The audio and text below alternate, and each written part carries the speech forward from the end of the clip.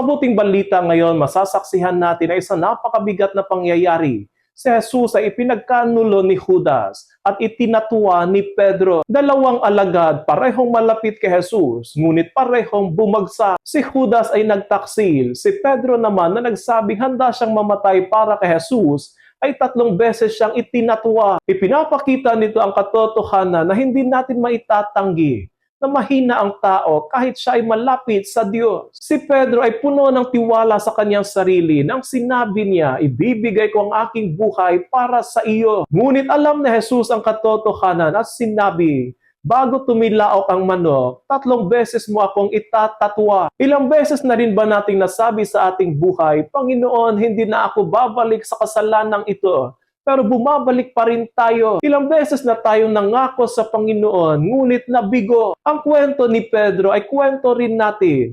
Kwento ng mabuting hangarin, ngunit mahina ang puso. Ngunit ang pinakamahalagang mensahe ng mabuting balita ay hindi ang kasalanan ni Pedro, kundi ang pag-ibig ni Jesus na nananatili kahit tayo ay bumabagsak. Alam na ni Jesus na siya ay pagtataksilan at itatatwa, ngunit hindi niya sila itinaboy, hindi niya sila tinanggihan. Sa halip, patuloy niya silang minahal. Ito ang kakaibang pag-ibig ng Diyos, hindi nakabase sa ating katapatan, kundi sa kanyang katapatan sa atin. May malaking pagkakaiba si Judas at si Pedro. Pareho silang nagkasala. Ngunit si Pedro ay bumalik, nagsisi at nagtiwalang muli sa awa ng Diyos. Ngunit si Judas ay nawala ng pag-asa at hindi bumalik sa Panginoon. Dito natin makikita ang mahalagang aral. Hindi ang pagbagsak ang sumisira sa atin, kundi ang pagtanggi natin na bumalik sa Panginoon. Mga kapatid, ang mabuting balita ngayon ay paanyaya sa atin sa kababaang loob at pagtitiwala. Oo, mahina tayo. Oo, nagkakamali tayo.